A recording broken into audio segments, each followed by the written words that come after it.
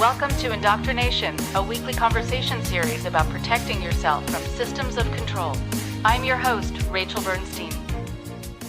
I want to take a moment to thank all of our supporters and listeners. We are so close to reaching our goal of funding the show's production costs completely. As you may know, I'm paying out of pocket to be able to bring the powerful messages of survivors and experts to those who need it and want it on a weekly basis. If we could just get another 1% of our weekly listeners to donate just $5 a month, we can ensure the stability of the show moving forward. So every donation makes a huge difference.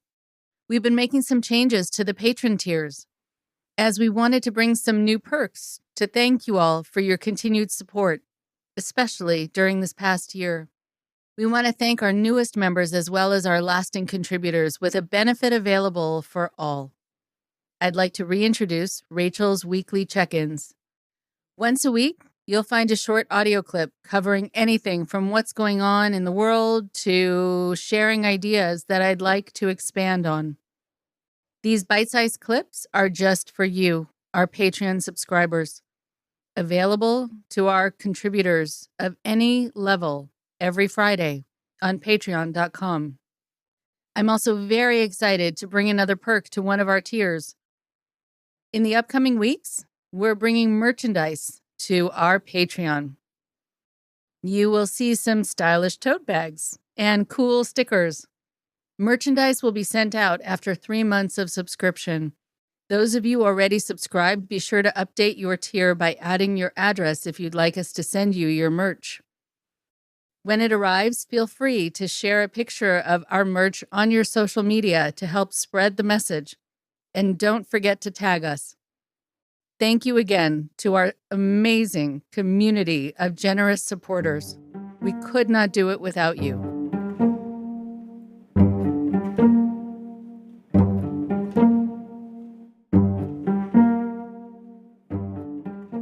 Hi, everybody. Today on the show, we have part 1 of my conversation with Dan Shaw. Actually, I should say part 3, because we had a 2-part conversation a while back on the show. But just to keep it kind of making sense, this is part 1 of my new conversation with Dan Shaw. Dan is a colleague. He is a licensed clinical social worker and a psychoanalyst in private practice in New York City and in Nyack, New York. He was originally trained as an actor at Northwestern University with the renowned teacher Uta Hagen in New York City. Dan later worked as a missionary for an Indian guru. His eventual recognition of cultic aspects of his organization led him to become an outspoken activist in support of individuals and families traumatically abused in cults. Simultaneous with leaving this group, Dan began his training in the mental health profession, becoming a faculty member and supervisor at the National Institute for the Psychotherapies in New York, publishing papers in psychoanalytic inquiry, contemporary psychoanalysis, and psychoanalytic dialogues, and most recently publishing his book, Traumatic Narcissism, Relational Systems of Subjugation, for the Relational Perspective series, which was nominated for the Distinguished Gradiva Award. In 2018, the International Cultic Studies Association awarded him the Margaret Thaler Singer Award for advancing the understanding of coercive persuasion and undue influence. Dan's book, Traumatic Narcissism and Recovery, Leaving the Prison of Shame and Fear, will be published by Routledge in 2021. I'm excited to be able to read it. So, Dan is here because we were schmoozing about what was happening in the world and after the inauguration and the storming of the Capitol and we were going back and forth, and I just said, hey, let's take this on the show. And I want people to be able to hear our conversation and Dan's wisdom on it. So here's Dan now.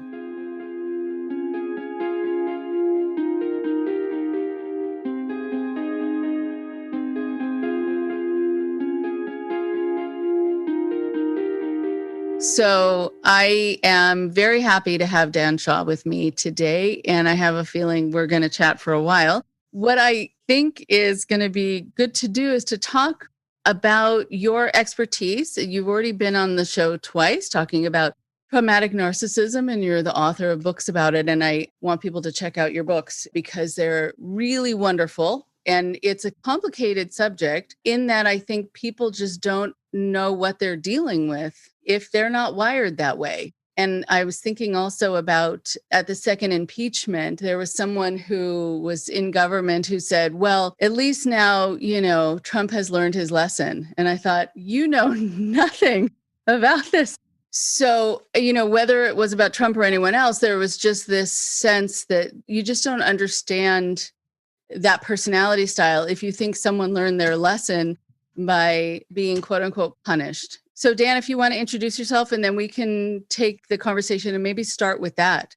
Sure. Thanks for having me, Rachel. I'm Dan Shaw, as Rachel has told you, and I am the author of Traumatic Narcissism, Relational Systems of Subjugation. And another book this year will come out, also published by Routledge, called Traumatic Narcissism and Recovery. The subtitle of this one is Leaving the Prison of Shame and Fear. Obviously, I've been talking to mental health practitioners about what I mean by traumatic narcissism, but I also talk to a lot of non-professionals who are in those situations. And what you've said about, I believe it was Susan Collins who said, well, I think Trump has learned his lesson. I think she might have been disingenuous about that, actually, but many people might think that somebody who has a lifelong pattern, in this case of criminal, sociopathic, narcissistic behavior, anyone who thinks that they're going to learn other than from being in jail, as Bernie Madoff is, for example. And even Bernie Madoff, was asking Trump for a pardon, by the way. I'm glad to know that did not happen. But, the most malignant narcissist is definitely overlapping with the sociopath, the psychopath. They believe themselves to be beyond any kind of ethical norm, beyond any kind of boundary. There's no boundary that they don't feel entitled to violate. And this stems from their delusion of their own omnipotence. They are these self-inflated imposters whose main goal, really their only agenda, is to prove to themselves and anyone who will listen that they are gods, that they are omnipotent, that they are superior in every way to everybody else. And what I have found is that it's important to understand the personality of this kind of person, either in order to prevent yourself from having your life taken over by somebody like that, or to release yourself from the grip of being involved with somebody like that. Understanding the personality and what's really involved there has been the focus that I took when I left the cult in 1994 after 13 years. And I knew why I had gotten involved. I could look at all my own vulnerabilities. It wasn't hard. This in my family and that in my employment and that in my relational world. There were tremendous vulnerabilities. But what I wanted to make sense of was, well, why is there this person who appears so benign and, allows thousands of people to worship her? My ex-guru was Guru Mai. And why are they actually, when you get to know them well enough, incredibly cruel and sadistic and selfish? What makes a person be like that? And, in trying to make sense of that for myself, little by little, it was almost 20 years later that I decided to develop the whole idea of the relational system of the traumatizing narcissist. Okay, so let's start with the terminology about traumatic narcissism. What's the trauma, right? Yeah, exactly. Obviously, it takes many shapes and forms. Each person has a slightly different story about that. But the first level of the trauma is that the narcissist claims to be empowering you, claims to be leading you to your own self-empowerment of some kind or other, success, enlightenment, whatever it might be. And what you find out is that the price you're going to have to pay is to be completely disempowered, to be made completely dependent, and to be made completely unable to hold any sense of confidence or faith or trust in yourself. The narcissist is going to systematically disable your own subjectivity, your own sense of your own goodness, your sense of your reliability. They are going to show you over and over how weak and how bad you are, because there's no other way, according to them, for you to reach this enlightenment than for me to point out how bad you are, and only I can help you to fix that. That's the narcissist. So to attack and dismember somebody's sense of self, their trust and faith in themselves, that's traumatizing. That's the basic trauma. Mhm. And then there's all the sadistic cruelty and the belittling, the trio of behaviors: belittling, intimidation, and humiliation. And those are the three behaviors that the narcissist employs on whoever the mark is or the target of their attack.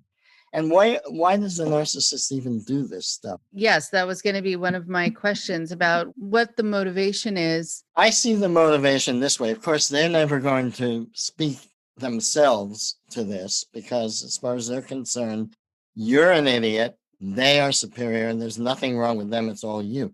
But what I believe is their motivation is that they are truly on the verge of some kind of chaotic, unstable collapse, because they've been traumatized the way they were brought up. Usually, I think, extremely humiliated at some point in their earlier life. And their solution is to become shameless. If they were brought up to be shamed and humiliated constantly, some people would become very depressed, but these people become shameless. That's the antidote. I'm going to triumph over everything and everyone that made me feel small by developing this delusion that I am omnipotent, shameless, entitled to anything and everything that I want. And in order to sustain this delusion, they have to have all of the shame for them. I'm not going to acknowledge any kind of shame or weakness or vulnerability or dependence in me, but I'm going to have a lot of people around me who are full of shame and dependence and weakness and vulnerability. And that's the solution to the narcissist's problem, which is, how do I constantly maintain this desperately needed sense of my own perfection? Okay. So, as you describe it from someone who's not wired that way, that sounds exhausting. Well, this is why they drive everyone around them insane. But they don't seem exhausted. They seem fine. There are times that I will have a sense when people come into my office, and now on Zoom, well, one person looks exhausted and depleted, and they haven't had a chance to shower, and they haven't eaten breakfast, their bags under their eyes. The other one is perfectly polished and everything's fine. And I think, oh, here we go. Here we go. There's this parasitic quality, right? Someone's feeding off of their energy. But here, as you describe, just that constant need, I would need to nap, seriously nap, if that were something that was on my mind all the time. But the narcissist seems to be not depleted, almost kind of energized by that pursuit. How do you understand that? Dracula. Dracula is dead and lives in a coffin until nighttime, when he can suck blood and be fully alive. And I think the metaphor is appropriate. The parasite is correct. And the thing about a parasite, in nature, is that it feeds off the host body until the host body is completely depleted. And then it lays its eggs in the corpse. And narcissists are quite similar. Once they have totally abused and depleted one target, they move on to the next quickly. They need to keep feeding off of people in that way, depositing their own toxins in other people. And that's what keeps them going. And there's something about the urgency of this need to constantly reinforce their own superiority. You would think it would be exhausting, but the fact that they can make others exhausted, that they can feed off of others and deplete others, that seems to keep them young. The truth is, though, that many of these famous gurus that, Rajneesh and so on, they basically become drug addicts of one kind or another. They live on various drug cocktails. They don't have to do anything for themselves. Their slaves do everything for them. And when they make their public appearances, they can do themselves up. But the truth is, in private, they are often really like Dracula while he's in the coffin more than when he's out. Right. And you were saying that there's an overlap with sociopathy. So maybe if you can detail, even though I know you've already said something just about how people treat others and that they don't care about the other, but some examples that you've seen of that where there really is that overlap. Because sometimes people will ask, I'm sure they ask you a lot, what's the difference? Well, look, the sociopath has narcissistic tendencies, and the narcissist has the further out on the spectrum of narcissism you get, the more you get sociopathy tendencies, and what that means is that literally no conscience, no empathy, and a willingness to exploit and abuse at the worst level that will be commit crimes. And in a household, bad narcissist, let's say one of the parents, they probably won't commit crimes, but the crimes are relational and emotional. The crimes usually take place in their own families with their own children. They probably appear to be pillars of the community in their place of work. That's often the case of this kind of garden variety narcissist. And they probably won't commit criminal acts. They might even be, church going or liberal progressives or volunteer for Habitat of Humanity. It's in the privacy of their home, usually with their own children, that you see the cruelty. But the worst kind of narcissist puts it out on display. And we have had 4.5, 5 years of the worst kind of narcissist putting it all on display, not even hiding anything. Donald Trump never hid his hatred, his racism, his misogyny, his cruelty, his avarice and greed, his spite, his envy. He never hid it. And it was his brand. And it was how he recruited millions of people who suddenly felt like, yeah, now I don't have to pretend anymore about all these people I hate. And Donald gives me, a free ride to go ahead and hate as much as I want to. And I'm justified because he's God.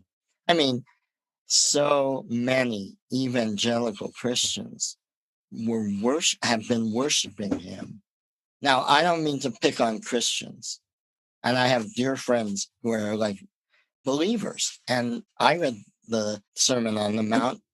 It's beautiful. I love it. But what's happened in today's Christianity is it goes hand in hand with what has happened in the whole Trump phenomenon. And it's scary. That is scary. So what have you seen? What are the changes? Well, when I got out of the cult, it was 1994, and I had been there 13 years. So I turned my brain back on. I started paying attention to the world around me. And one of the things I started seeing right away then was the religious right, the moral majority, yeah. And evangelicals getting involved in government in this way and that way and the other. And I thought to myself, this is so bad. At that point, they were still, you could still think of them as being on the fringe. But I saw the way they were trying to make their brand of Christianity, which I call Taliban Christianity. They were trying to make that brand of Christianity, the misogyny, the authoritarianism, actual law the law of the land. They were trying to put it in the Supreme Court, in the Congress, and they were trying to get a president. And they thought they had that president in Trump, and he knew how to exploit them and give them whatever they wanted. He's the least possible Christian you could ever imagine. I don't have to list all of the criminal and sadistic behavior and the predatory behavior, predatory sexually and predatory monetarily. And yet he knew what they wanted and he gave it to them. And millions of evangelical Christians decided this is our guy. And then, of course, QAnon comes along, and then it's some supernatural power that is going to end pedophilia perpetrated by liberals, Jews, and people in Hollywood. Yes, right. So everybody could find a place in this Trump world for their hatred and for their paranoia. I feel like we are going to be unpacking this and dealing with it for, I don't know, quite a while to come. One of the things that always blows me away is how much they get away with it, even when it isn't hidden, and how other people who do things or have minor, infractions or whatever else is front page news, and they're skewered for it or they lose their position because of it. But Trump and others like him can do things and that are so bold and also just all the people, all the women who have come forward and workers who were never paid by him for decades. And so how does this personality get away with it so well? And why do we give them a pass in this way? Is it just that they're setting so many fires so often every day that then you get kind of exhausted, or they threaten people who go after them? And what is it that makes them have this sort of, I don't know, it's like a deflection zone around them? Right. Atrocity fatigue. We get atrocity fatigue, right? Well, you make me think of Al Franken. I don't know if this will be entirely popular with all your listeners, but I think Al Franken was set up. Yeah. Now, Al Franken may have been guilty of some misbehavior, but that's not who he was. And he was railroaded very quickly to resigning his position. And he spoke later of the fact of how profoundly depressed he became, that he went on medication. He was in therapy, has been for a while now. And whereas Donald Trump has, 18 rape accusations, more than that, I think, and all of the other crimes that we all should know about if we don't already. And yet experiences no shame, no remorse, no guilt. None. Well, it's that very mania. So this is another psychology word, this maniacal way of being him, where any kind of shame is absolutely denied, disavowed, and where any kind of accusation is immediately fought with every under the belt weapon he can get. It's that invincible mania that attracts followers. Eric Fromm said this a long time ago about the world's most notorious dictators, that they have a basic psychotic core. And I agree. The psychosis is that they are omnipotent and subject to no kinds of norms or boundaries or ethics. That's their psychosis. And it's that psychosis and its flamboyance that is so attractive to people who are seeking to be aligned with the powerful, with the mighty, with the bold and brave and fearless. You mistake shamelessness, which is a very severe pathology, with being brave and fearless. And of course, they're not anywhere near the same, because a brave and fearless person is actually not fearless. They're actually full of fear, but they're brave enough to go ahead and do what they need to do because they believe in it. A shameless person has no fear because they're psychotic. Right.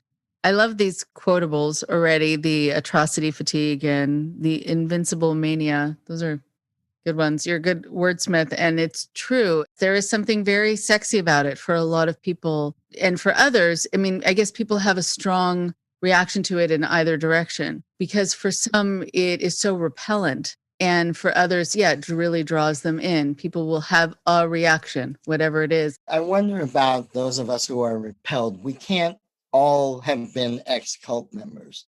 So those who are repelled have some powerful alliance with the idea of justice and with the idea of persecution being unjust. Even though I got into a cult in my 30s, the whole decade pretty much, when I grew up, my parents were not religious, were Jewish, but not religious. But the movies that I remember most vividly watching on television, because they were all on television back then, were the World War II movies. And I get chills and start to tear up just thinking about singing La Marseillaise in Casablanca, for example, in the face of the Nazis. So there are people, whether it's from a Judaic background in remembrance of the Holocaust, or whether it's African Americans in remembrance of slavery, there are people, and whether it's just people who have that kind of empathy without having a connection themselves directly to some sort of persecution, people feel powerfully enraged and appalled by injustice. And then other people can't see it, cannot see it. And, I believe that when you're raised by a highly narcissistic person, you can go either of those ways.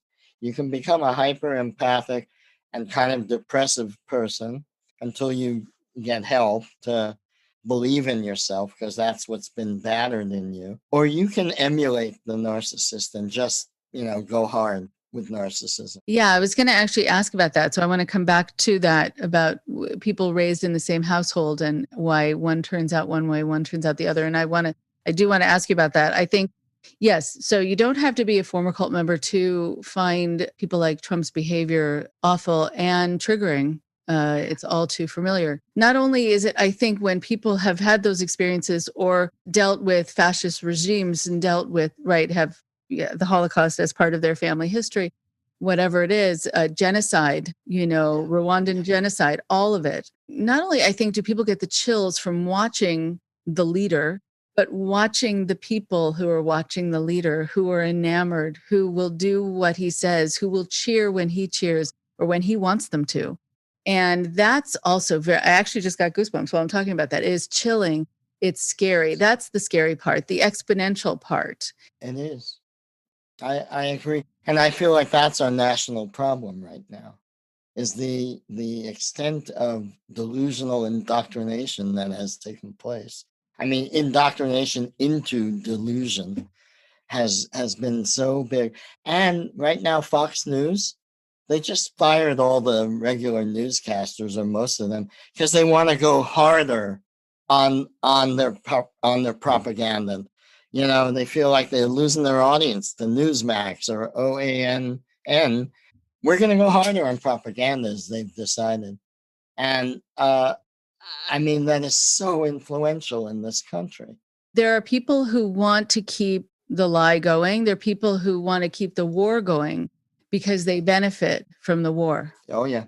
It's profiteering, absolutely. Right. I mean, I don't know who was more upset, the QAnon members when, the inauguration happened, or the news media, or people who make QAnon t-shirts, or who sell generators to preppers. Just everyone is profiting from the paranoia, from the influence, from the division, from the war, from the sense that we're all being lied to. We need to band together. It is scary to see the masses. I always think of Shakespeare's Julius Caesar. The assassins killed Caesar and everybody loved Brutus. But Mark Antony came out to give the speech. And Mark Antony, the mob, doesn't want to hear what he has to say, because he's connected to Caesar. So he starts to praise Brutus, but Brutus is an honorable man. And the sarcasm and the irony of it in that one scene, that whole mass crowd, that 1 minute was on Brutus's side, turns, and all of a sudden they're going to go after Brutus and kill him. And that kind of, Freud talked about group psychology, the sociologists, Weber famously talks about this.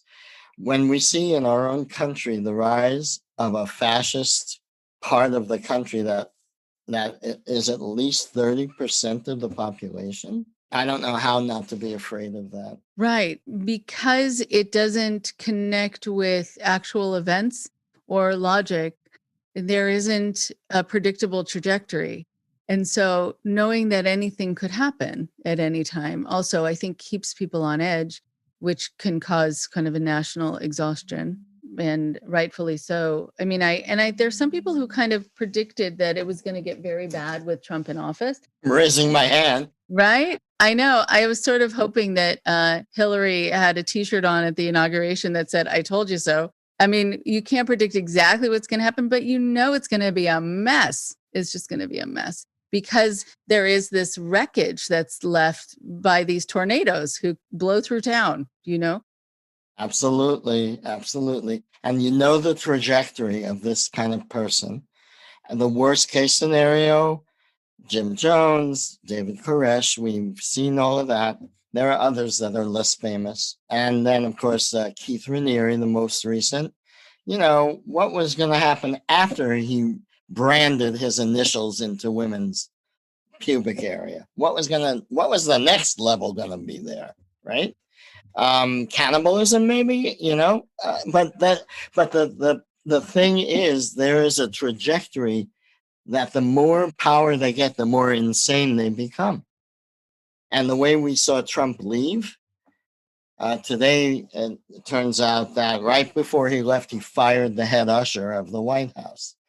This is just a working class job with so much responsibility to take care of the occupants of the White House. So before Biden could move in, fired the head usher, right? I hope that gets rectified. But he did everything in his power that he could think of to undermine his successor. And right up until the end, he never admitted that the election was really fair. He never admitted that. And as a result, representatives in the House are carrying firearms into Congress. And of course, on the 6th, I was on an airplane that whole day, coming home from visiting my son, glued to the audio stream that I was listening to of the events as they unfolded. How many, we're lucky only 5 people died. It could have been so many more. So many more. This is the trajectory of the malignant narcissist. They will not go away without really serious destructiveness. Right. And so I'm curious about that. It makes me think of another question here. What can stop them? Is there anything? Because it seems that, if they find there's a roadblock in one area, they'll find another route and convince someone to help them out who has that authority, or pay someone off or whatever so that they can find another route. But is there anything that's been known to actually stop a narcissist from doing what they would be wanting to do? I'll tell you, Rachel, you and I are both psychotherapists, and I'm sure at some point, I haven't seen a lot of it, but you probably have seen some, maybe more than I. You've seen domestic abuse. And what we know about that is that those guys, usually the guys, there's also women who are perpetrators, Definitely. but let's just go with guys for this purpose of this. Those guys don't stop until the law stops them, until they are restrained by the law, mandated by the law. And as we know, if we study this at all, even with the law there to stop them, many of them end up murdering their partner. Many of the domestic violence abusers, the women who are trying to use the police and the courts to stop the abuse. Many of them get killed by the abuser. So that's what I thought of when you asked me that question. What stops this narcissist? Only prison. Bernie Madoff is not, destroying people's lives only because he's in prison. And there was a television bio of him that Robert De Niro portrayed him. And there was a reporter who got friendly with him and talked to him and for the Times and interviewed him a lot. And the movie of Bernie Madoff, the swindler who invested hundreds of millions of dollars in a complete fraud and was finally arrested after many people lost all their money. Everything. Yeah. He, in real life, actually was talking to this reporter, and she mentioned the word psychopath. And he looked at her and he said, "You don't think I'm a psychopath, do you?" That was the last line of the movie with De Niro. It's excellent. And this is why they have to be put in jail, because they will not stop criming until they cannot literally do it. I mean, either they're dead or in jail. And even, mob bosses from behind bars were still criming. I mean, it's not funny, but geez, can you imagine the sickness within that compels you to not stop hurting and destroying until the very last possible breath you can take? Right. I mean, a lot of people talk about, even David Miscavige, with Scientology, that it's just constant badgering and abuse and also he doesn't get stopped. And Never. Nope. Yeah. And his misdeeds are highly publicized at this point. Right, but he has friends in the LA police apparently, and he has he has power. And this is what we saw with the insurrection on the 6th last week. Apparently, members of the police in high places were accomplices. I mean, this has yet to be proven. I hope it all comes out. But criminals get away with Donald Trump got away with crime for decades in New York because he was treated like, yeah, he's crooked, but he's colorful. What if he had really had to pay for his crimes before he ever ran for president, right? I think if you have a felony conviction, you cannot run to be president. I was also afraid when there was the first impeachment and nothing happened. And I thought, oh no, that's just going to create more of this entitled monster in him. And it absolutely did. Yeah. I mean, people don't realize they're playing with fire when they threaten to have there be a consequence and they don't follow through. It really does make someone just feel like the world is their oyster and they can do whatever they want, because so far they have been able to. I mean, they have proof of that. They didn't make that up. Right. So I'm wondering also just about what makes a person like this. You had mentioned in the past that some people go on to be very different because of their narcissistic parents than a Donald Trump. So what makes Trump that way when maybe a sibling? I mean, Mary Trump talked a little bit about different family personalities and, all from the same source. Well, I suppose there are some intangibles that are biological that we can't exactly know. But say one sibling takes after the less narcissistic parent and the other one takes after the more. But I do think that that's kind of a crapshoot, because I think it's clear that Trump's siblings were equally abused, but he took on the delusion of omnipotence as his response. And the other, I think Mary Trump's father is his brother, right? He was depressive. He became the depressive, and he was considered weak, and he was scorned, and he was despised by Fred Trump, the father. I guess that has something to do with the nature of the person. It could have been two depressives. There could have been one depressive that couldn't get back up and another one that recovered. But you got a depressive that couldn't recover, the sons of Fred Trump, and you got Donald, the absolute epitome of the malignant narcissist. And we're very lucky that we just got him out of office just by a hair, really, and that the Senate has a non-Republican majority just by a hair, because the whole Republican Party, again, I'm sorry for those who are listening that may disagree, but in my view, I don't think there's anybody in the Republican Party, and I'm going to include Mitt Romney, who hasn't, to some extent, decided that the end justifies the means. The end justifies the means is what happens in every cult situation, and every all the members of a cult come to believe that the leader's goal, let's say it's to destroy the ashram of the rival guru, that there's an end, there's a higher moral purpose, and so the end justifies the means. I'm afraid that's where the GOP is right now, and that is a very dangerous situation.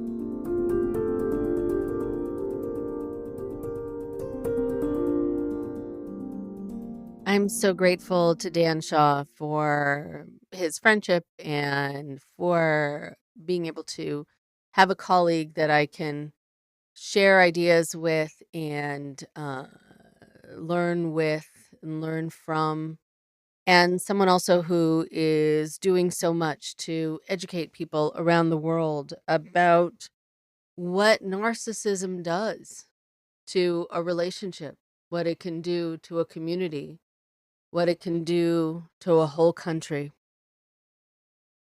I want to talk a little bit about something that Dan spoke about today. I mean, there were many things that he talked about.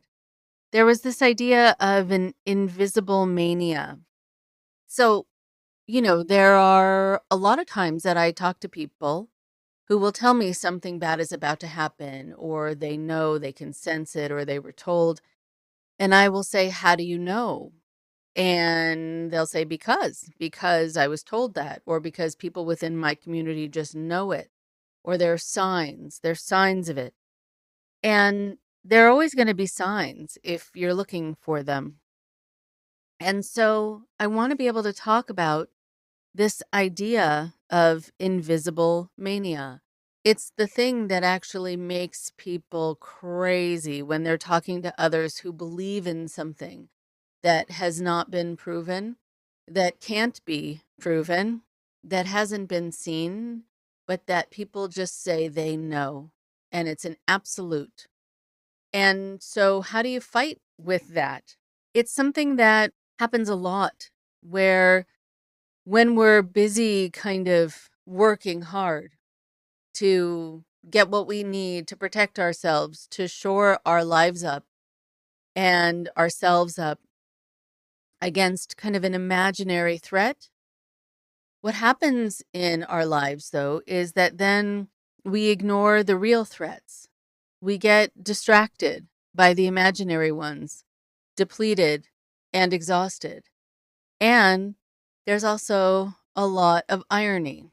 And what I mean by irony is that I talk to a lot of people who will tell me that they no longer can relate to their families, to their spouses, to their children, to their parents, because they're trying so hard to protect the world from some threat, from, child endangerment, human trafficking, child trafficking, sex rings, whatever sort of the QAnon ideas are, and other conspiratorial theories that the end of the world is coming, and that there's this idea that they have to really protect themselves and the world against this damage.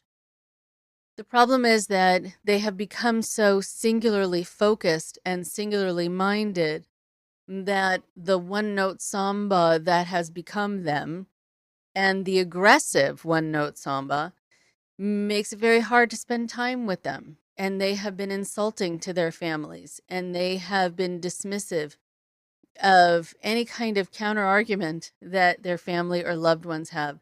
They've gotten divorces over these things. They have had people fall out of their lives who were integral pieces and parts of their lives.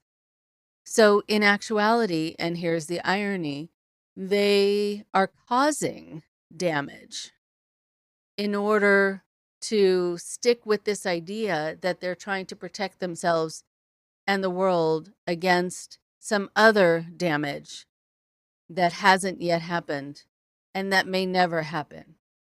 So they're ignoring the evidence around them. They're ignoring what's happening in real time to focus in on what could potentially happen at another time.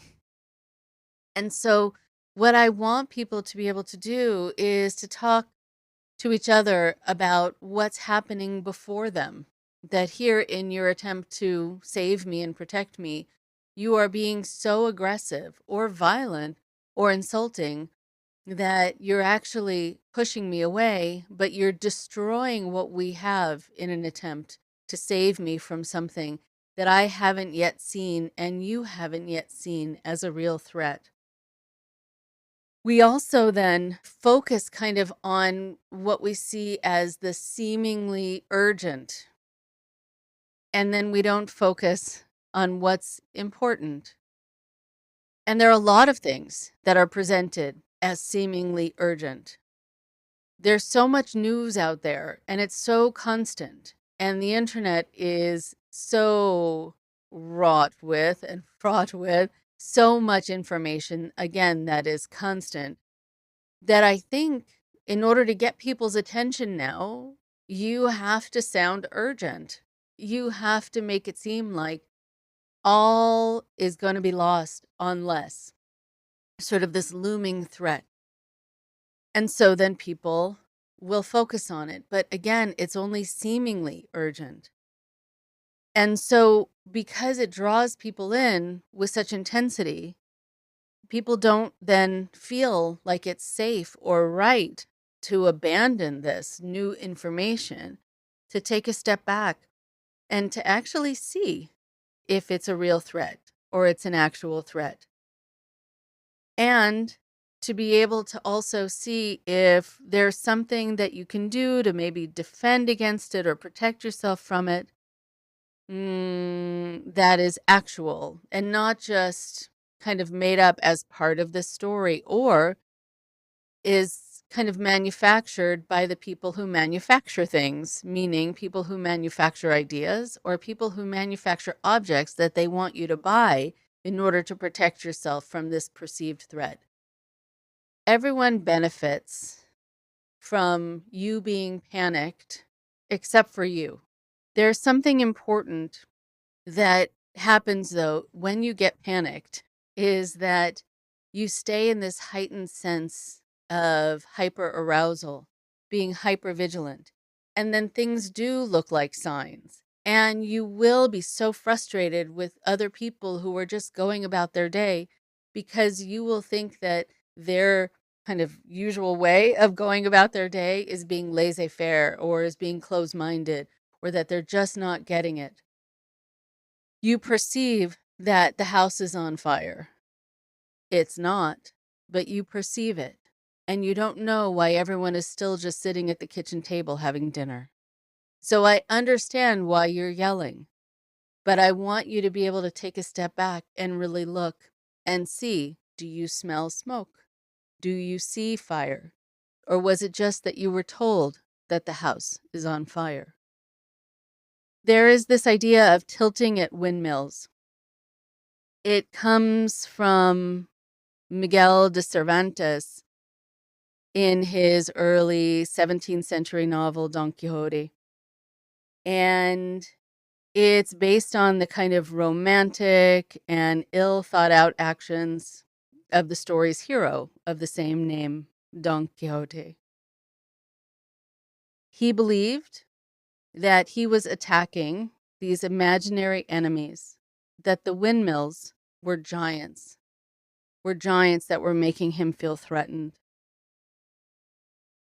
And at the time, he was seen as not well, as crazy. The problem is now that tilting at windmills has become commonplace. Qanon, this idea also of blood being extracted from children, very much like the blood libel that was so much a part of the death of so many Jews, where people believed that they were taking blood out of Christian children to make some of the things that were part of their ceremonies, which, of course, as I've mentioned before, would make them not kosher, because when you have something that's kosher, it can't have any blood in it. So the whole idea doesn't make any sense. But back to things that are not logical. You also have this idea, again, that immigrants are a threat, that they're going to be taking away your jobs, that slaves are a threat, which blows my mind. And so you have manipulators who cause drama and infighting among people. This very much kind of us versus them, or them really versus us mentality. This cultivation of warring factions serves the people who benefit from the conflict and from the distraction the conflict creates, so they can do things without people noticing. They light constant fires. They cause what Dan Shaw was talking about as atrocity fatigue. They throw these sort of shiny objects, actually more like bombs, over here and over there, just to get people to not notice what they're doing behind the scenes. Whenever there was a lot happening in the world at a given time, even in our recent government, I thought, uh-oh, it's just a way to distract people. And by the end of the day, rights were taken away from a whole group of people, or something happened where funding was taken away. No one noticed because there were so many other things to suddenly notice. I remember one time speaking to a magician who brought me as a guest to a place called the Magic Castle in California. And he was letting me know that he likes to watch other magicians to see how they do what they do. And he will look the other way, meaning when a magician wants people to be distracted from what they're doing, they will cause the audience to look at something else, to look at their hands as opposed to wherever else they're doing their trick, or look at their face, or look at their assistant, or look at the other things on the stage that are suddenly kind of distracting or sexy or something else. But a magician knows where to look and where not to be distracted to look. And we want to be able to know where we should look and to not be distracted by people who are purposely getting us to look away. The problem is that when you are just like watching a magic trick happen, you're in a spell, you're drawn in, and all of these things cause people to feel kind of under a spell. You want to step away when someone is getting you kind of into an idea and you don't know if it's real or not, but it's very dramatic and it has a lot of energy behind it and a lot of urgency. Take a step back. Look at the teachings. See why you're being taught that. See where that idea comes from. See if there's anything to back it up. And certainly do this before you act in line with this idea.